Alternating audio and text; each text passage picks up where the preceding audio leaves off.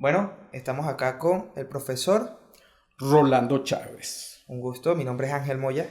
Esta entrevista es más para conocerlo, es para saber primero un poco de su origen, quién es usted, a qué se dedicaba antes y vamos a ir desenvolviendo esta entrevista de acuerdo al ritmo.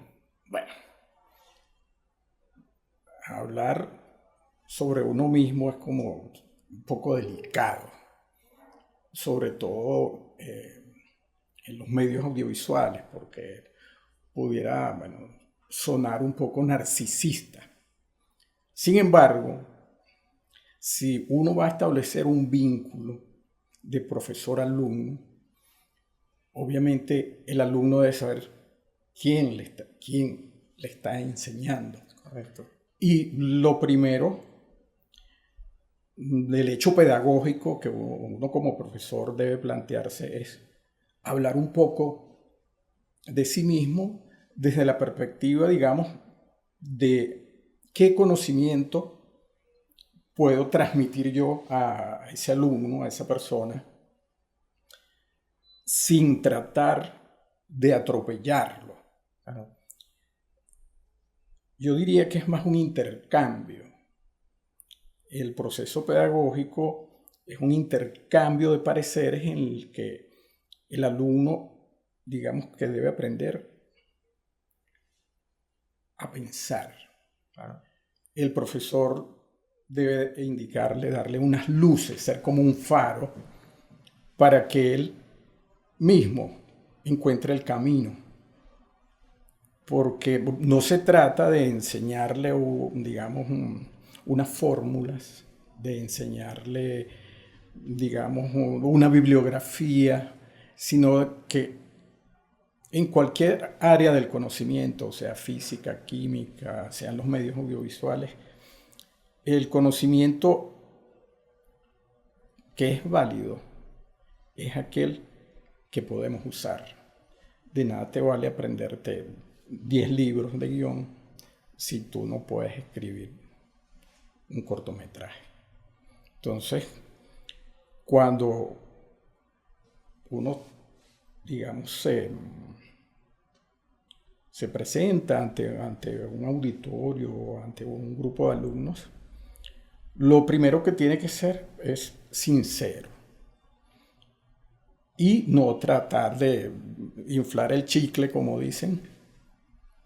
Y bueno, mira, yo me gradué en tal sitio, sí. Efectivamente, yo me gradué en Moscú Ok, en dirección de cine y televisión y hice interesante. un posgrado en teatro. Soy, digamos que una de las pocas personas en el país que tuvo contacto directo con una alumna de Stanislavski. Ok, Este, yo no me he dedicado, yo he dado clases en la escuela César Rengifo, en la Juana Sujo, en la Academia de Cine y Televisión de Radio Caracas. ok, Mis comienzos son por allí, por el teatro. ok, Aprendí a jugar desde los 14 años, a jugar, porque esto es un juego. La ficción es un juego.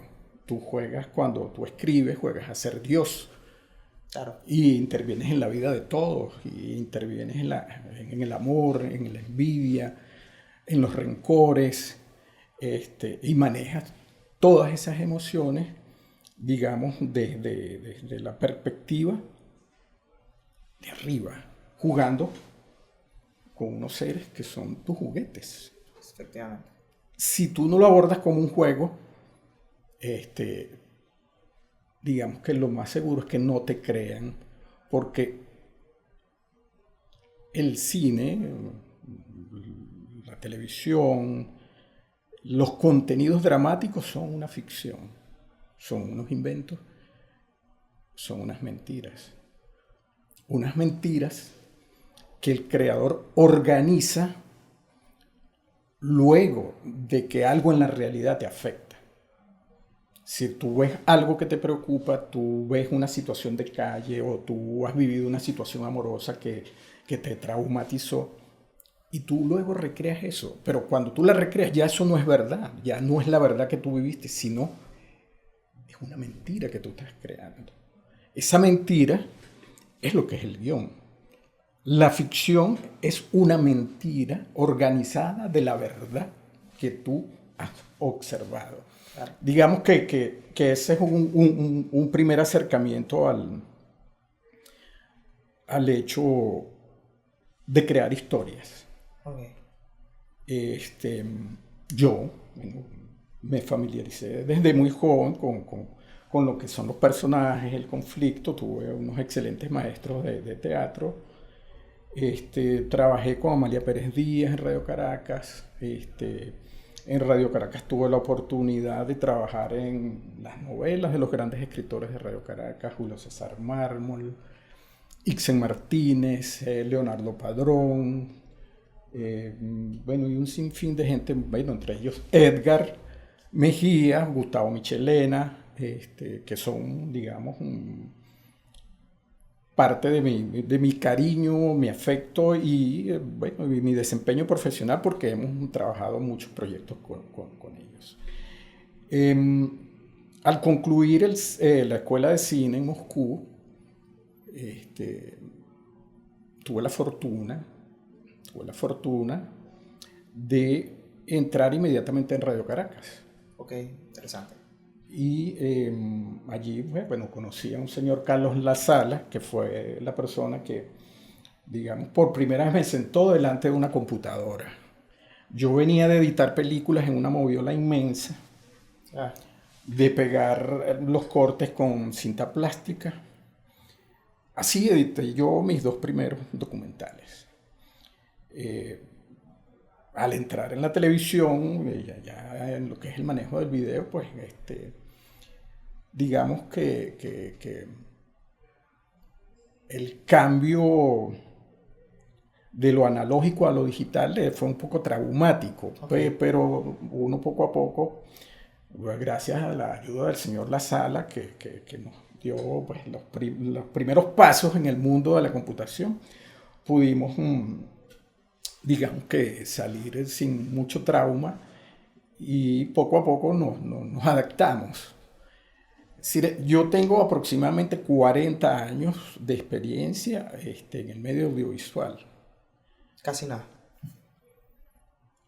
Déjame decirte que no es nada. No es nada. No es nada comparado con los 40.000 años que tiene el hombre contando historias. Ah, bueno, eso sí es verdad.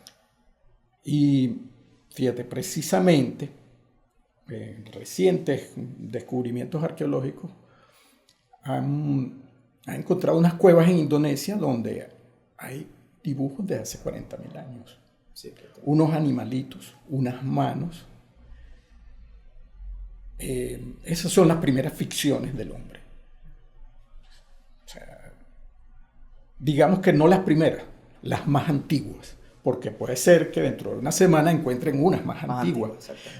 Entonces, cuando tú comparas esos 40.000 años con los 40 años que yo tengo, eso no es nada. Y hay un detalle muy particular que tiene que ver con la tecnología, que es precisamente que ese hombre primitivo en las cavernas utilizaba sus manos, plasmándolas en el barro o dibujando un animalito con pinturas que él mismo hacía. Claro.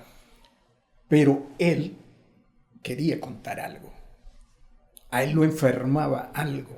Su entorno, imagínate, el hombre no tenía un lenguaje, no sabía leer, pero sí sabía dibujar y quería contar lo que estaba a su alrededor.